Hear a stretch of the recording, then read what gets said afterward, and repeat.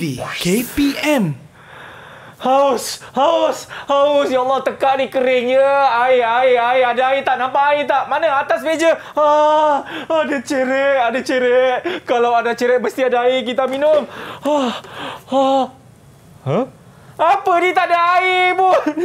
Alah, cereknya ada. Tapi, sekejap. Nampak tak dia tulis apa dekat bawah cerek elektrik ni? Dia kata kalau power 1200 watt. Lepas tu kalau voltage dia 220 hingga 240 volt. Alah, kenapa dia bagi maklumat macam ni? Saya nak air.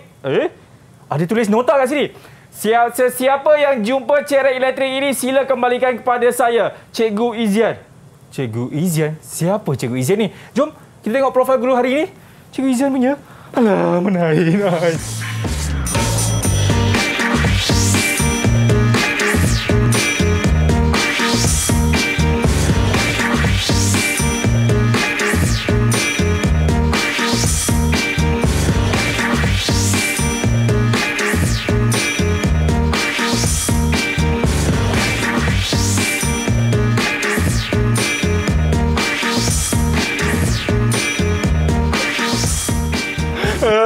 Air tak ada. Sanitizer pun jadilah. Cikgu. Cikgu Izian. Cikgu, Assalamualaikum. Waalaikumsalam warahmatullahi wabarakatuh. Inilah cerek cikgu cari tadi. Punya pada awak. Mana ada cikgu, cerek tak ada.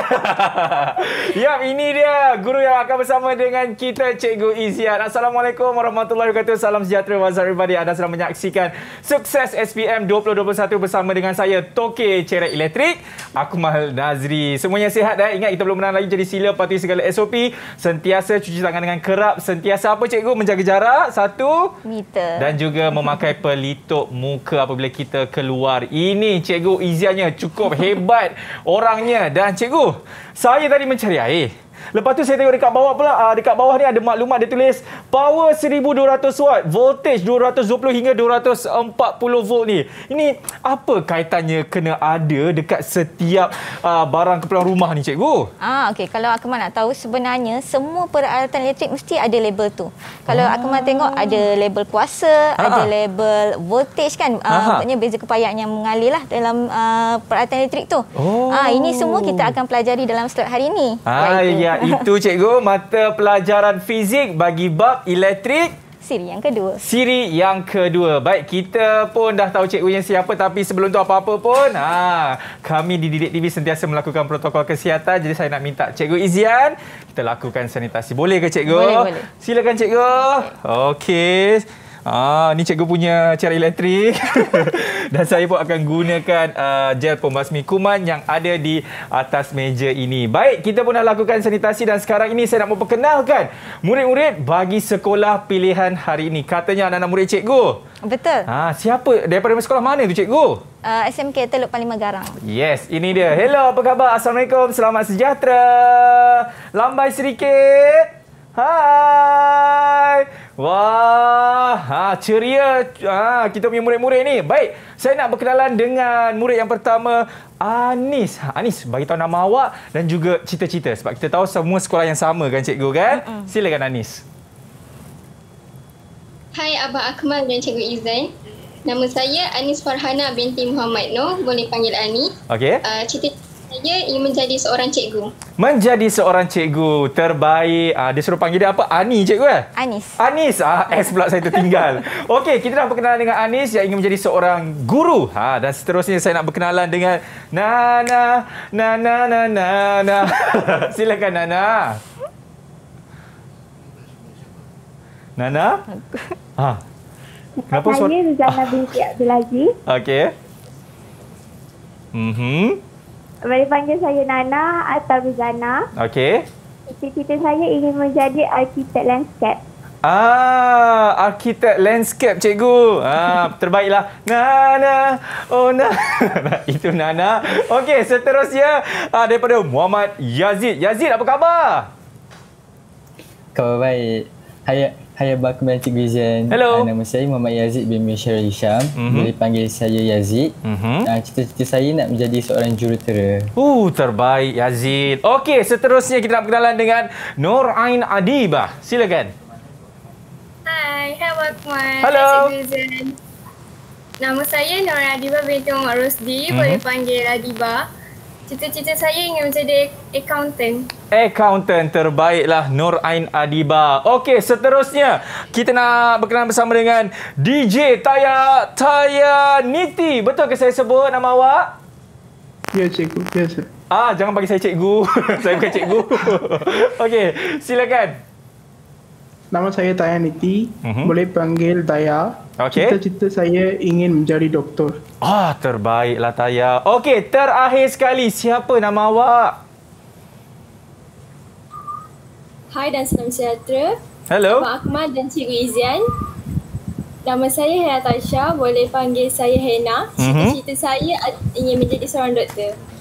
Okey, nak jadi apa tu Hena? Jadi doktor. Jadi doktor, sama dengan Taya juga cikgu. Okey, baik. Sebelum kita nak berhenti rehat lah kan, saya nak tanyalah pandangan kepada Hena. Pandangan awak mengenai bab elektrik dalam mata pelajaran fizik ni sebenarnya susah ke atau sukar? Pada pendapat saya, senang saja fizik ni. Okey. Itu saja? Cukup senang. Baik, tapi mungkin awak boleh kongsikan sedikit mengenai bab elektrik yang kita nak sentuh sekejap lagi. Okey. Pada saya kan, kepentingan kita pelajari tajuk elektrik ni adalah kita dapat mengetahui bahawa sel elektrik dan akumulator mempunyai daya gerakan elektrik, iaitu singkatannya DGE. Okey. Tanpa perlukan bekal kuasa. Contoh terdekat dalam kehidupan seharian kita, dengan adanya super DGE ini, kita dapat menggunakan bateri untuk hidupkan lampu sudu dan generator untuk menyalakan lampu pasar malam. Wah, terbaiklah Hena. Okey, itu kata Hena. Kalau kata Nur Ain pula, mungkin awak nak tambah sikit apa yang diperkatakan oleh Hena tadi, Nur Ain? Seperti yang kita tahu, tenaga elektrik ni amat penting dalam kehidupan seharian kita. Betul. Penggunaannya sangat penting, terutamanya dalam penggunaan peralatan elektronik, bangunan dan sebagainya. Dalam penggunaan domestik ni, tenaga elektrik memainkan peranan yang amat penting. Kerana elektrik diperlukan bagi mengaktifkannya. Contoh barang domestik perlukan tenaga elektrik seperti laptop, kipas dan sebagainya. Okey, itu ya. Nampak tak sebenarnya elektrik ni cukup penting cikgu terutamanya bagi kita di kehidupan seharian kita kan. Kalau tak ada elektrik, tak adalah kipas tu berpusing panas kita cikgu kan. Okey, jadi cikgu kita nak berhenti dulu boleh ke? Boleh. Boleh cikgu Yang mana selepas ini kita akan mulakan kelas kita bersama dengan Cikgu Izian bagi mata pelajaran fizik bab elektrik. Selepas ini dalam Sukses SPM 2021. Hai cikgu. Didik TV KPM. Baik, alhamdulillah masih lagi menyaksikan Sukses SPM 2021 yang mana kali ini kita nak bersama dengan Cikgu Izian macam mana kita dapat keputusan yang sukses bagi mata pelajaran fizik terutamanya bagi bab elektrik siri 2. Jadi Cikgu Izian dah bersedia cikgu? Okey, bersedia. Baik, jadi kita boleh mulakan kelas kita. Bismillahirrahmanirrahim. Silakan Cikgu Izian. Okey, terima kasih Akmal. Okey, untuk slot kita hari ini, kita akan sambung kepada elektrik siri yang kedua bersama cikgu. Okey, sebelum tu cikgu perkenalkan dulu untuk pengetahuan Akmal, bab 3 elektrik ni merupakan bab yang ketiga dalam silibus ataupun sukatan mata pelajaran fizik tingkatan 5. Baik. Okey, dalam bab 3 ni terdapat 4 standard kandungan iaitu 3.1 arus dan beza keupayaan, 3.2 rintangan, 3.3 daya gerak elektrik dan rintangan dalam, dan 3.4 tenaga dan kuasa elektrik. Okey, jadi untuk slot hari ini, cikgu akan fokus kepada standard kandungan 3.3 dan 3.4. Okey. Jadi kita imbas kembali dulu untuk topik DGE. Okey, sebagai contoh saya nak tanya pada Akmal. Akmal mesti ada telefon bimbit kan? Ada satu apa cikgu? Telefon bimbit. Oh, ada cikgu. Okey, macam mana telefon bimbit tu dapat dihidupkan? Menggunakan bateri cikgu. Ya, betul. Okey, bateri tu adalah sumber DGE. Selain daripada bateri, kita ada sel kering, akumulator, dinamo, generator. Itu semua adalah sumber DGE. Okey, jadi alat yang menjana elektrik boleh memberikan sumber DGE. Okey, sebagai contoh, ni sel kering. Okey, sel kering tu terdapat label. Label di situ, contohnya di sini tulis 1.5 volt. 1.5 volt di sini bermaksud nilai DGE untuk sel kering. Okey, jadi apa tu DGE sebenarnya? Okey, DGE itu sebenarnya tenaga yang dibekalkan oleh satu sumber elektrik untuk menggerakkan 1 kulom cas dalam 1 liter yang lengkap. Kalau secara ringkasnya dalam rumusnya adalah E per Q. Okey, di mana E itu adalah tenaga. Okey, Q adalah jumlah cas. Okey, kalau Akmal perhatikan, unit untuk DGE adalah volt. Betul. Okey, sama dengan unit beza keupayaan, volt juga. Tapi apakah perbandingan antara DGE dengan beza keupayaan? Boleh kita tanya pada murid di talian? Boleh, cikgu. Kita nak tanya siapa tu, cikgu? Okey, siapa nak? Okey, silakan. Persamaan DGE dan beza keupayaan kedua-duanya diukur menggunakan voltmeter. Perbezaannya, voltmeter akan mengukur nilai DGE sel kering apabila liter terbuka. Manakala apabila liter tertutup, voltmeter mengukur beza keupayaan. Okey. Betul. Betul Anis sebut. Okey. Kalau DGE, kalau kita tengok kat sini dalam liter, DGE liternya terbuka. Bila liter terbuka, ada arus tak yang mengalir? Kalau terbuka, Swiss dia terbuka. Tak ada, cikgu. Tak ada arus. Jadi mentol tak menyala. Jadi voltmeter itu mengukur nilai DGE. Okey, kalau beza keupayaan pula, kita tutup liter ni bermaksud ada arus yang mengalir dan mentol menyala. Betul. Maka voltmeter itu mengukur beza keupayaan yang merentasi mentol. Okey. Tapi nilai DGE ni dengan nilai beza keupayaan tu tak sama nilai dia. Kenapa tak sama? Kerana wujudnya susutan voltan. Okey, kita boleh tanya murid di talian, apakah itu susutan voltan? Ya, Taya nak jawab ke? Saya, cikgu. Okey, silakan. Kerana dalam sel kering terdapat rintangan iaitu rintangan dalam. Rintangan dalam disebabkan oleh bahan elektrolit di dalam sel kering tersebut. Jadi, rintangan dalam menyebabkan kehilangan tenaga dalam bentuk haba kerana kerja telah dilakukan untuk menggerakkan 1 kolom cas bagi menentang rintangan dalam sel kering. Maka, nilai beza keupayaan yang merentasi terminal sel kering adalah kurang berbanding DGE apabila arus mengalir dalam liter lengkap. Okey, betul Taya sebut. Maksud kat sini kan, dalam bateri atau sel kering tu terdapat rintangan dalam. Sebab itulah nilai DGE tu berkurang bila beza keupayaan tu kurang daripada nilai DGE sebab ada rintangan dalam. Jadi kalau kita plotkan graf antara V iaitu beza keupayaan melawan arus, kita akan dapat pintasan Y ni di sini adalah nilai DGE, manakala kecerunannya kita akan dapat nilai rintangan dalam. Okey, itulah sedikit untuk 3.3 daya gerak elektrik. Okey, seterusnya kita sambung kepada 3.4, kita imbas kembali. Okey. Ini gambar periuk nasi.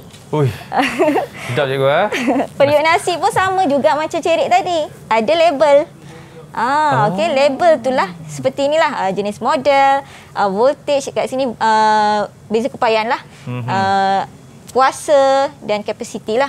Okey. Daripada maklumat yang ada ni, kita boleh mencari nilai tenaga elektrik. Okey, bagaimana kita nak cari nilai tenaga elektrik? Menggunakan rumus V sama dengan E per Q, di mana V itu beza keupayaan yang di sini. Okey, E itu adalah tenaga elektrik dan Q adalah bilangan cas. Jadi bila kita tukar Q kepada IT, kita akan dapat nilai arus juga daripada rumus itu, iaitu I itulah. I itu arus. Okey, T itu adalah masa penggunaan. Okey, seterusnya kuasa elektrik. Kat sini ada tulis dah. Watt kat sini kuasa lah bermaksudnya. Okey, jadi kuasa elektrik, daripada kuasa elektrik kita boleh dapat nilai tenaga elektrik iaitu E. Kita juga boleh dapat nilai arus iaitu P sama dengan VI itu. Okey, selain daripada tu kita dapat nilai rintangan iaitu R. Daripada rumus yang samalah. Kemudian lagi satu, P sama dengan I kuasa 2. R maksudnya kita boleh guna salah satu lah ikut pada maklumat pada soalan. Okey, jadi semua ini kenapa penting? Sebab kita nak tahu kos penggunaan. kita nak tahulah berapa bil kita nak bayar, betul tak? Ya. Jadi kita nak tahu kadar penggunaan tenaga peralatan elektrik. Okey, macam mana kita nak kira dia? Okey, mula-mula kita kira dulu tenaga elektrik, iaitu menggunakan rumus E sama dengan PT. Okey, E sama dengan PT. Kemudian tenaga elektrik ni mesti dalam unit kilowatt jam. Okey, kemudian kita nak kira kos dia. Kita darablah dengan satu unit tu berapa kos dia. Contohnya 20 sen kan. Tapi kita nak bayar bil elektrik sebulan kan. Betul. Jadi ambil bilangan harinya 30 lah. Yep. Okey. Jadi kita dapatlah kos penggunaan tenaga elektrik.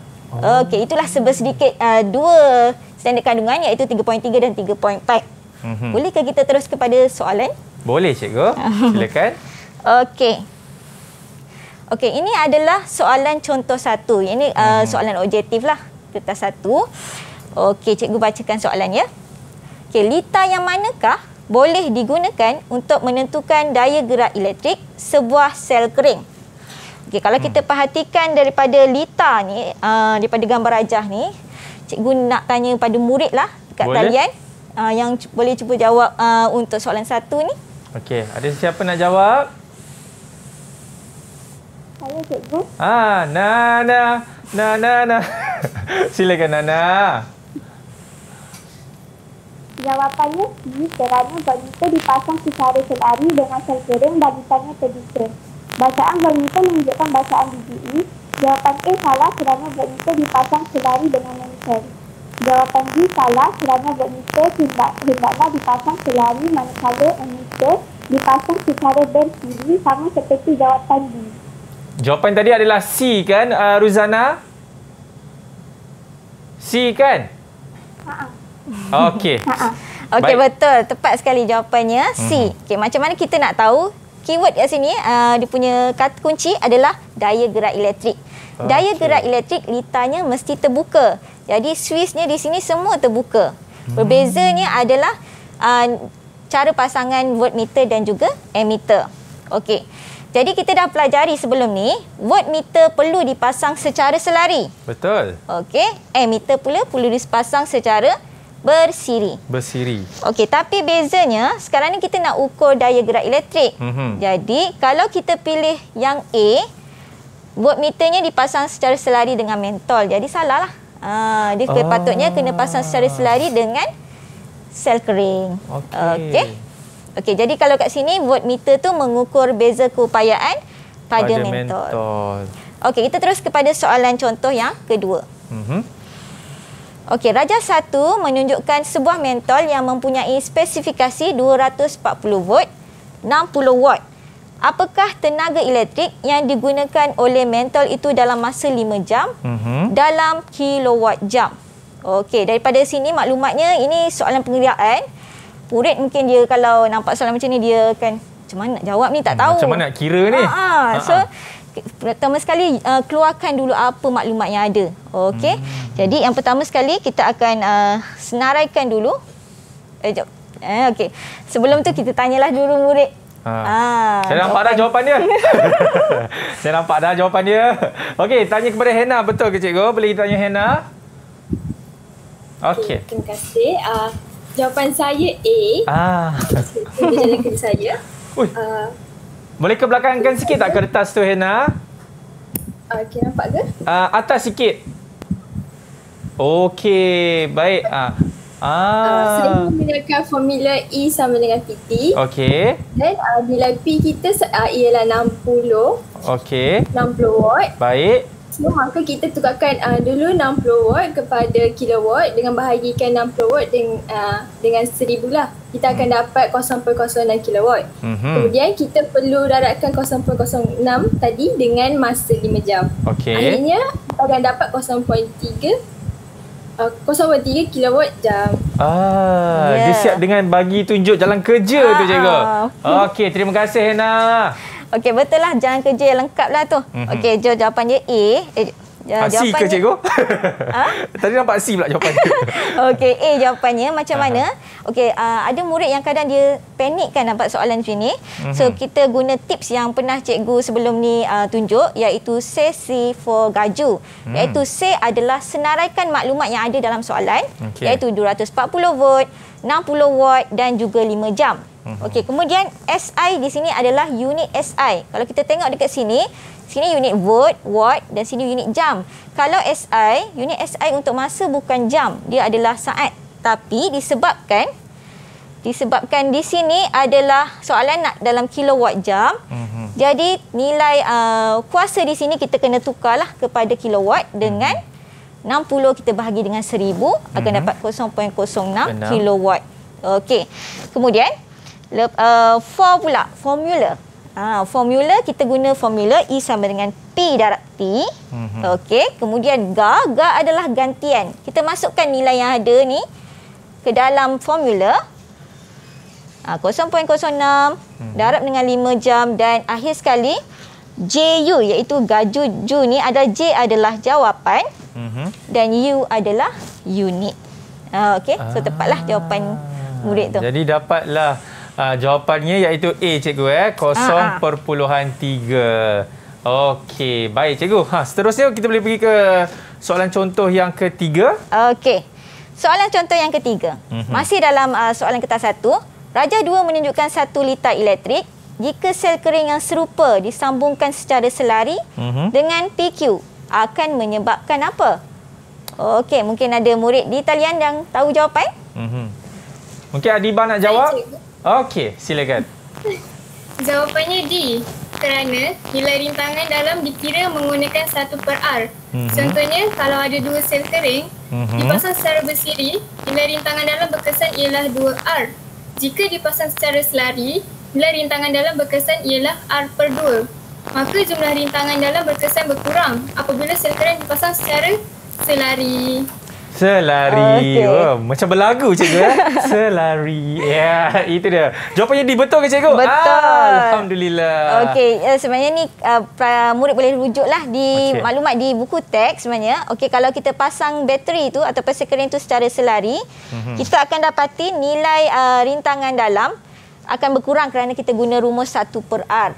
Okey, jadi bila kita pasang 4 bateri contohnya, nilai rintangan dalam akan jadi R/4 lah, jadi 1/4 daripada asal. Namun begitu, kalau kita pasang banyak-banyak pun dalam keadaan selari, nilai DGE-nya tetap sama. Okey, nilai DGE-nya tetap sama. Maaf jap. Okey, itu dia. Nilai jadi maksudnya kalau letak banyak-banyak bateri pun nilainya tetap sama. Okey. Baik. Okey, cikgu. Soalan contoh 4 cikgu. Okey, soalan contoh yang keempat. Okey, soalan contoh yang keempat ni adalah soalan kertas 2. Kertas 2. Kita cuba kertas 2.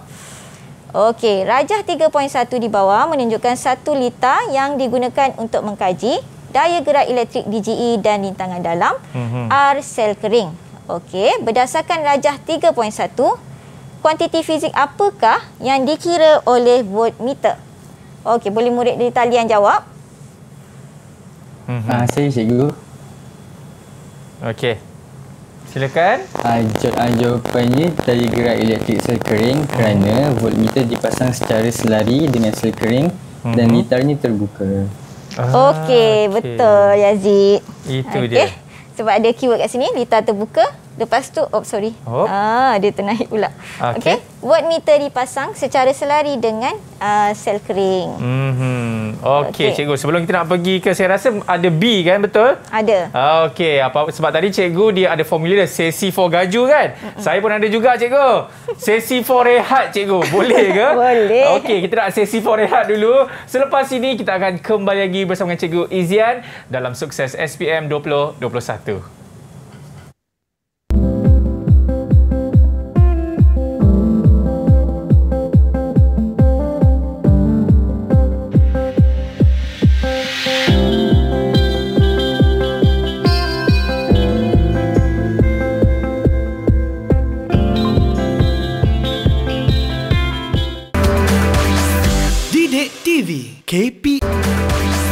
Didik TV KPM. Baik, masih lagi menyaksikan Sukses SPM 2021 bersama dengan saya Akmal Nazri. Tadi kita dah tengok dah contoh soalan bagi soalan nombor 4 cikgu 4A yang dijawab oleh Yazid. Dan sekarang ini kita nak tengok pula masih lagi soalan 4 tapi yang B pula. Betul cikgu? Ya, betul. Okey, silakan. Okey, kita kembali kepada soalan sambungan tadi Okey, seterusnya adalah berdasarkan lita pada rajah 3.1 yang tadi itulah. Bacaan emitter I dan bacaan voltmeter V direkodkan untuk nilai rintangan R yang berbeza menggunakan rheostat. Okey, keputusan eksperimen ini ditunjukkan pada graf beza kepayan V melawan arus I pada rajah 3.2 di sini. Okey. Daripada graf ni, soalannya tentukan daya gerak elektrik DGE bateri itu dan tunjukkan pada graf bagaimana anda menentukan nilai ini. Okay, kalau kita tengok, markahnya adalah 2. Jadi, dia kena ada markah untuk jalan kerja dan juga markah jawapan lah. Okey. Mungkin ada murid di talian yang boleh cuba nak jawab soalan yang A ni. Ada sesiapa? Anis, silakan. Nilai DGE boleh diperoleh melalui pintasan lipat menegak. Caranya dengan melukis garis ekstrapolasi pada graf sehingga memintas paksi menegak. Jawapannya ialah 1.5 volt. 1.5 volt. Itu kata Anis, cikgu. Betul ke? Okey, betul. Jawapannya 1.5 volt. Tapi saya nak minta murid lain mungkin boleh tunjukkan tak bagaimana kita nak dapat markah satu lagi, iaitu kita kena lukis garis ekstrapolasi. Macam mana nak lukis garis ekstrapolasi tu? Mungkin kita boleh tanya Ruzana? Saya, Cik. Okey. Kita tengok sikit.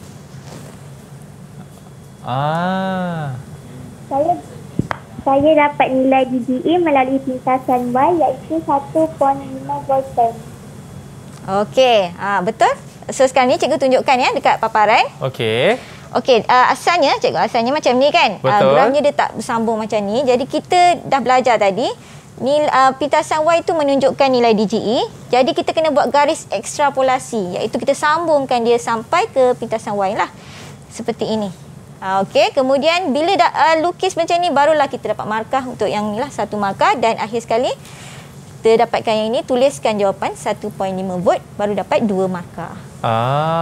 Okey, maksudnya dia kira macam tu lah kan, dengan jalan kerjanya barulah kita dapat 2 markah, cikgu. Kena tunjuk. Okey, baik. Itu kalau yang A, cikgu. Kalau yang B pula tu, yang mana saya dapat lihat, hitungkan nilai rintangan dalam R bateri itu. Macam mana pula, cikgu? Okey, cikgu tanya murid di talian yang dah jawab. Okey, kita nak tanya siapa? Okey, Taya, silakan. Nilai rintangan dalam boleh dihitung dengan mengira kecerunan graf. Langkah pertama, buatkan garis segitiga bersudut 90 darjah pada graf. Okey. Tentukan koordinat 2 titik pada segitiga. Hitung kecerunan menggunakan Y2 tolak Y1 per X2 tolak X1. Daripada kecerunan yang saya kira, nilai rintangan dalam ialah 1.43 ohm. Okey, betul. Tepat, Taya. Okey, jadi saya tunjukkan macam mana kita nak ukur kecerunan. Okey, mula-mula sekali. Okey, kecerunan kita tahu kita mencari nilai rintangan dalam bermaksud kita cari kecerunan. Okey, kalau nak cari kecerunan, pertama sekali biasakan melukis segitiga seperti ini. Okey, segitiga seperti ini 90 darjah. Okey, lagi besar lagi baiklah. Okey, dan kemudian kita ambil koordinat yang pertama ni. Yang kalau boleh ambil yang senang nak kira lah. Contoh kat sini 0 dengan 1.5 koordinat dia. Yang bawah ni adalah 0.3, 0.5. Okey, jadi kecerunan kita boleh cari daripada Y2 tolak Y1 per X2 tolak X1. Jadi 1.5 tolak 0.5 per dengan 0 tolak 0.3 akan dapat 1.43 ohm. Okey, so itulah jawapannya. Baik, murid-murid semua faham ke apa yang cikgu terangkan tadi? Kalau faham, angguk. Kalau tak faham, giling kepala. Okey, baik, semua faham, cikgu. Alhamdulillah. Seterusnya, soalan nombor berapa tu, cikgu? Kita nak tengok. Okey, kita tengok juga seterusnya. Soalan contoh 5. Okey, soalan contoh 5. Rajah menunjukkan sebuah televisyen LED dengan spesifikasi 240 volt 150 watt. Jadi apakah yang dimaksudkan dengan spesifikasi 240 volt dengan 150 watt tu? Apa maksud dia? Kita pun tak tahu kan? Ya. Kita tanya murid di talian, mungkin ada yang tahu? Ya. Siapa yang tahu? Saya, cikgu. Tak nak, cikgu. Kita nak tukarlah. Silakan, Nana. Okey. Kadar kuasa 240 volt, 150 watt bermaksud voltan sebanyak 240 volt dibekalkan kepada lampu itu atau kuasa sebanyak 150 volt digunakan. Okey. Jadi kalau secara ringkasnya secara ringkasnya kita boleh jawab seperti ini. Tenaga elektrik 150 joule dalam masa 1 saat digunakan apabila dibekalkan voltan sebanyak 240 volt. So dekat sini maksudnya 150 watt ni adalah tenaga elektrik 150 joule dalam masa 1 saat. Okey, apabila dibekalkan voltan sebanyak 240 volt. Okey, itulah maksud soalan ni lah. Kalau kita nampak label tu lah yang sama macam label cerek elektrik tu. Okey. Seterusnya, soalan yang B. Okey, televisyen LED itu disambungkan kepada bekalan 240 volt dan digunakan selama 6 jam setiap hari. Okey. Ini kalau kita tengok soalannya, hitungkan arus yang mengalir melalui televisyen LED itu. Markahnya 2. Okey. Jadi seperti biasa kalau nak jawab soalan pengiraan, kena cari senaraikan dulu apa maklumat yang ada seperti 240 volt, 150 watt dan juga 6 jam. Betul. Okey, kita nak cari arus. Arus dia. Okey, bolehkah murid cuba jawab soalan yang B1 ni? Siapa nak jawab? Saya, cikgu. Nana. Okey. Silakan. Saya menggunakan formula kuasa sama dengan voltan darab arus. Okey. Jadi jawapannya sama dengan 0.625 ampere. 0.625 berapa tadi? Dia punya unit dia? 6 ampere. Ampere, cikgu. Okey, betul. Jadi kita gunakan rumus P sama dengan VI. Baik. P adalah kuasa, V adalah nilai bekalan beza keupayaan dan juga I adalah arus yang kita nak cari. Okey. Jadi kita masukkan nilai P kita adalah 150. Okey, V 240 darab dengan I. Okey, bila kita selesaikan kita akan dapat I 150 bahagi 240 dan jawapannya adalah 0.625 ampere. Okey. Jadi markah 2 markah tu dapat daripada mana? Okey, daripada kita masukkan gantian nilai ni dan juga jawapan akhir. Okey. Jadi kita terus pada soalan seterusnya. Boleh? Okey, nombor 2 pula, kos menggunakan televisyen LED itu selama 30 hari. Jika kos tenaga elektrik ialah 20 sen seunit. Diberi maklumat kat sini 1 unit sama dengan 1 kilowatt jam. Markahnya pun 2 juga. Baik. Okey. Boleh kita tanya murid di talian untuk cuba jawab? Siapa nak jawab? Nana ke? Okey, Hena. Baik. Ini jalan kerja saya. Mana tu? Pertama, kita perlu cari tenaga yang digunakan dengan menggunakan formula E sama dengan PT. Okey. Nilai P kita ialah 150 watt. Perlu ditukar kepada kilowatt dulu dengan bahagikan 1000. Okey. Maka kita akan dapat 0.15 kilowatt lah. Lepas tu, untuk dapatkan tenaga, darabkan 0.15 ni dengan 6 jam. Maka dapatlah tenaga sama dengan 0.9 kilowatt jam. Seterusnya, untuk mencari kos penggunaan tenaga, kita darabkan nilai tenaga itu yang 0.9 tadi tu nilai dengan nilai kos penggunaan tenaga unit 20 sen dan bilangan hari 30 hari. Maka jawapan akhirnya adalah RM RM5.40. RM5.40. Itu jawapan ni, cikgu. Adakah betul? Boleh kita tengok, cikgu? Okey, jom kita tengok jawapannya. Okey. Okey, kita guna rumus E sama dengan PT macam cikgu sebut sebelum tadi.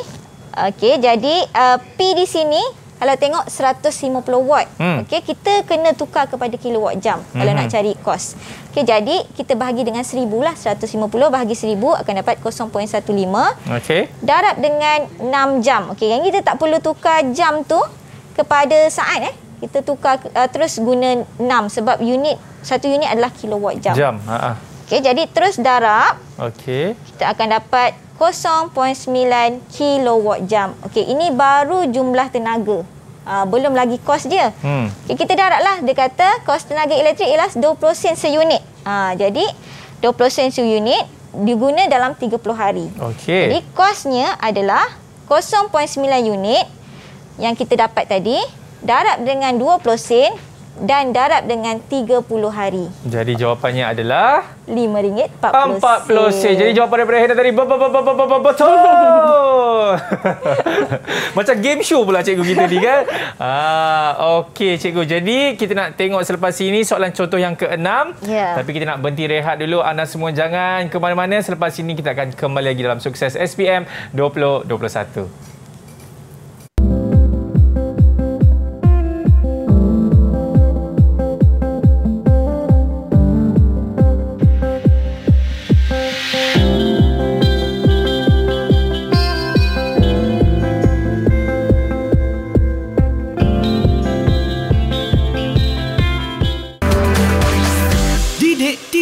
KPM.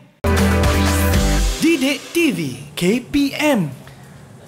Baik, masih lagi menyaksikan Sukses SPM 2021 bersama dengan saya Akmal Nazri. Cikgu, kita dah pun sampai di segmen terakhir yang mana kita pun dah tengok beberapa contoh soalan dalam bab elektrik ni cikgu kan. Dan saya pasti mungkin ada murid-murid yang sebelum ni kurang faham dengan bab ini. Harap-harap semua dah kuasai lah. Dan sekarang ini kita nak pergi ke soalan contoh yang 6. Yang terakhir juga cikgu kan? Ya. Okey, silakan cikgu.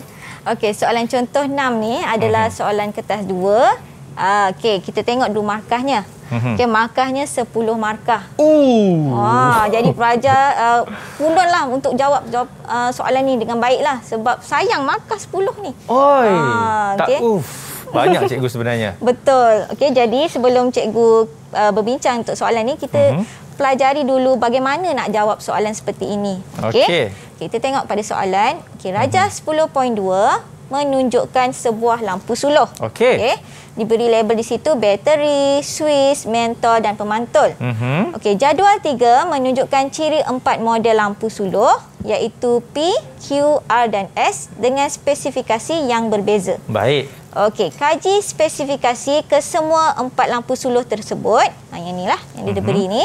Okey, kemudian terangkan kesesuaian setiap spesifikasi untuk semua lampu suluh dan tentukan lampu suluh yang menyala paling cerah. Okey, beri sebab untuk pilihan anda. Okey. Okey, kat sini pelajar murid selalu lupa nak tengok soalan, dia terus jawab kerana di sini ada kata kunci. Kata kunci yang di sini paling cerah ni kan. Okey, paling cerah di sini. Okey, ayat ini tidak boleh dijadikan sebagai jawapan kerana telah dinyatakan dalam soalan. Sebab dia dah bagi tahu dah dia nak hasilkan lampu suluh yang menyala paling cerah. Jadi tak bolehlah murid jawab sebab nak menyala paling cerah. Tak boleh. Tak boleh. Okay, maka dia terus dipotonglah. Dilarang sama sekali lah. Jadi murid ni dia lupa nak baca kat depan ni selalunya. Jadi dia terus jawab. Jadi terguna pula ayat yang ada dalam ni. Jadi maka dia tak dapatlah yang ini. Okey, itu pun sebenarnya pun salah satu tips and tricks juga cikgu kan? Ya, betul. Bagi mata pelajaran fizik ini. Okey cikgu, jadi kita nak cari yang paling cerah. Okey, kita tengok kepada ni cikgu. Terus kepada sini Okey, untuk soalan ini 10 markah tu biasakan menjawab dalam bentuk jadual. Okey, dalam bentuk jadual iaitu kolom yang pertama ini adalah ciri-ciri. Okey, kolom yang kedua adalah sebab. Okey, kalau kita tengok kat sini 1, 2, 3, 4. 4 ciri di sini. 4 markah dan sebab 4 markah. Akhir sekali kita pilih dan kenapa. Okey, jadi murid kena biasakanlah membuat jadual seperti ini. Okey, kita tengok satu-satu. Lampu suluh P, rintangan dalamnya rendah, kuasa mentol 6 watt, kedudukan mentol kurang daripada titik fokus pemantul. Susunan sel kering pula bersiri. Okey, kita tengok pada Q pula. rintangan dalamnya rendah, kuasa mentol 8 watt, kedudukan mentol pada titik fokus pemantul. Okey, kemudian susunan sel keringnya bersiri. Okey, lampu suluh R pula, rintangan dalamnya tinggi, kuasa mentol 10 watt, kedudukan mentol pada titik fokus pemantul, susunan sel keringnya selari. Okey, lampu suluh S, rintangan dalamnya rendah, kuasa mentol 10 watt, kedudukan mentol kurang daripada titik fokus pemantul dan susunan sel keringnya adalah selari. Okey. Jadi di sini kita macam nak beli barang lah. Untuk soalan ni kita macam nak beli barang. Jadi kita kena senaraikan dulu ciri-cirinya. Kita tak boleh terus pilih mana nak beli kan. Contoh lampu suluh terus pilih P.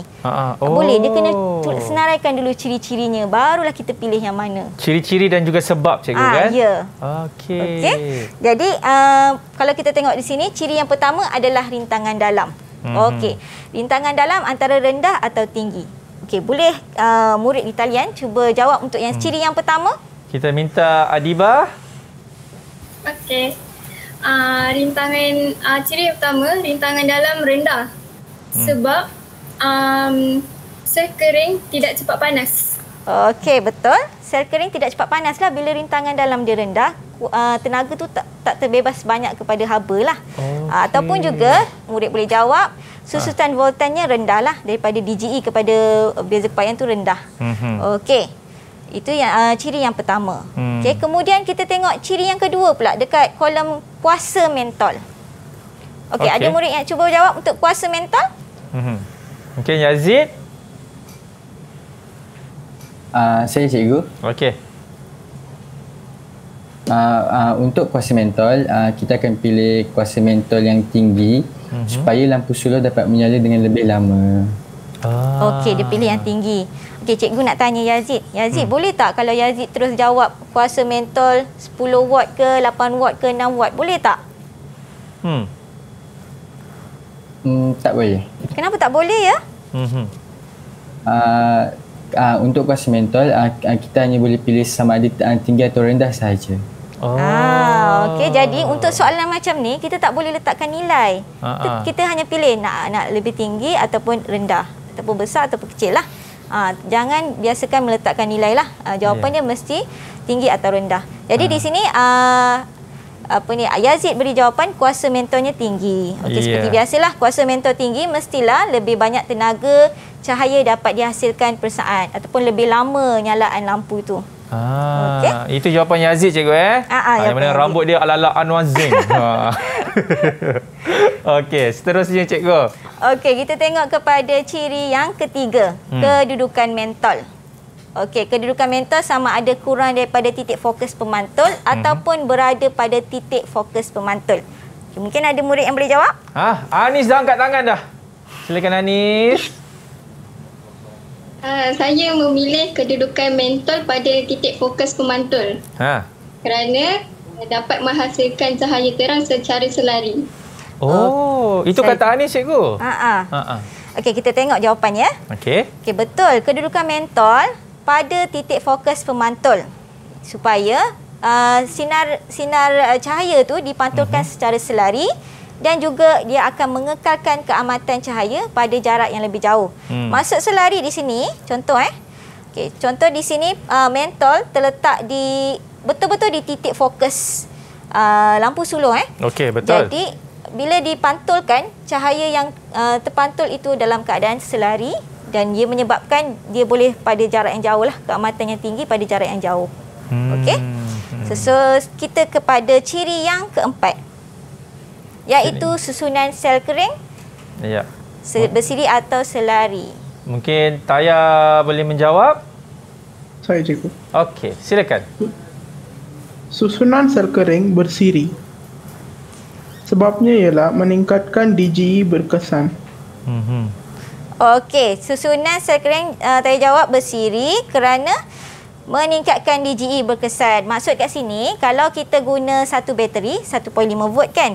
Kalau kita pasang dia secara bersiri 1.5 tambah 1.5 jadi 3 volt. Jadi DGE dia lagi banyak lah. Berbanding kalau kita pasang secara selari, tetap sama nilainya 1.5 volt. Jadi lebih baik bersiri lah. Itu untuk lampu suluh yang mempunyai 2 bateri je lah. Kalau banyak bateri, kita buat gabungan lah, selari dengan bersiri lebih baik lah. Okey, jadi kita dah ada ciri-ciri dah ni. Barulah kita pilih yang mana satu lampu suluh nak beli ni. Okey, kita boleh tanya murid di talian? Saya rasa macam Nana nak jawab tu. Ya ke Nana? Saya, cikgu. Ya, silakan. Saya memilih lampu suluh Q kerana rintangan dalaman sel kering yang rendah, kuasa mentol yang tinggi, kedudukan mentol pada titik fokus pemantul dan susunan sel kering secara bersiri. Nana memilih Q, cikgu, kerana rintangan dalam rendah, kuasa mentol tinggi dan juga kedudukan mentol pada titik fokus dan susunan sel kering bersiri. Betul ke, cikgu? Okey, betul. Okey, jadi dia pilih Q ni markah yang ke-9. Markah yang ke-10 dia ambil sahaja ni ciri-ciri di sini. Okey. Terus dah dapat markah 10 markah. Sayang kalau tak cuba jawab. Betul sebenarnya, cikgu. 10 markah kan? Bukannya sikit, banyak. Okey, cikgu. Lepas ni apa pula cikgu kita nak tengok? Okey, dah tamat dah kita punya soalan ni. Ya ke, cikgu? Tengok. Kalau yang ni macam mana kita nak jawab pula soalan macam ni, cikgu? Itu benar. Okey, dengan katanya Hena, mungkin awak boleh berikan rumusan apa yang kita dah belajar hari ini. Boleh ke, Hena? Boleh, Abang Akmal. Okey, silakan. Pada sesi pembelajaran kita hari ini, saya dapat pelajari banyak perkara. Salah satunya mengetahui cara mengira kos penggunaan tenaga, pengiraan perkataan DGE, aplikasi tenaga dan kuasa dalam kehidupan seharian, serta cara gunakan tenaga elektrik ini secara berhemah lah, sama ada di rumah ke, di sekolah ke dan di mana saja. Itu dia rumusan yang cukup padat, cikgu, daripada Hena. Mungkin cikgu nak tambah sedikit, cikgu? Okey, tambah sikit lah. Sebenarnya kat sini, jangan risaulah walaupun banyak pengiraan. Okey, tapi kita biasakan buat latihan banyak-banyak supaya nak jawab soalan pengiraan ni mudah sahaja. Okey, janganlah fikir stres fizik, tak nak. Okey, selalu pelajar macam itulah. Kita tak nak macam tu. Kita relax, ambil maklumat yang ada, perlahan-lahan dan kita akan boleh jawab soalan dengan mudah. Okey, dan juga ingat tadi ada kata kuncinya, cikgu, kan? Ya. Iaitu apa, cikgu? Sesi for gaju. Itu untuk soalan pengiraan, sesi for gaju. Yap, itu dia. Jadi apabila adanya soalan pengiraan, cikgu, boleh gunakan formula itu, cikgu, sesi for gaju. Baik, terima kasih banyak kepada Cikgu Izian dan juga murid-murid kita daripada SMK Teluk Panglima Garang Selangor, yang mana kita ada Hena, kita ada Nana, kita ada Yazid, kita ada Anis, siapa lagi? Taya dan juga Nur Ain Adibah. Betul, semua saya sebutkan nama? Semua anggut je. Dia tak sebut pun dia anggut juga. Okey, yang mana saya mewakili diri mendoakan kejayaan murid-murid kita yang akan mengambil SPM insya-Allah pada tahun hadapan bulan Mac, cikgu, kan, terutamanya bagi mata pelajaran fizik ini. Jadi diharapkan apa yang Cikgu Izian kongsikan tadi sedikit sebanyak dapat membantu anda. Insya-Allah kita akan jumpa lagi. Saya Akmal Azri. Assalamualaikum. Ingat, stay safe. Bye bye.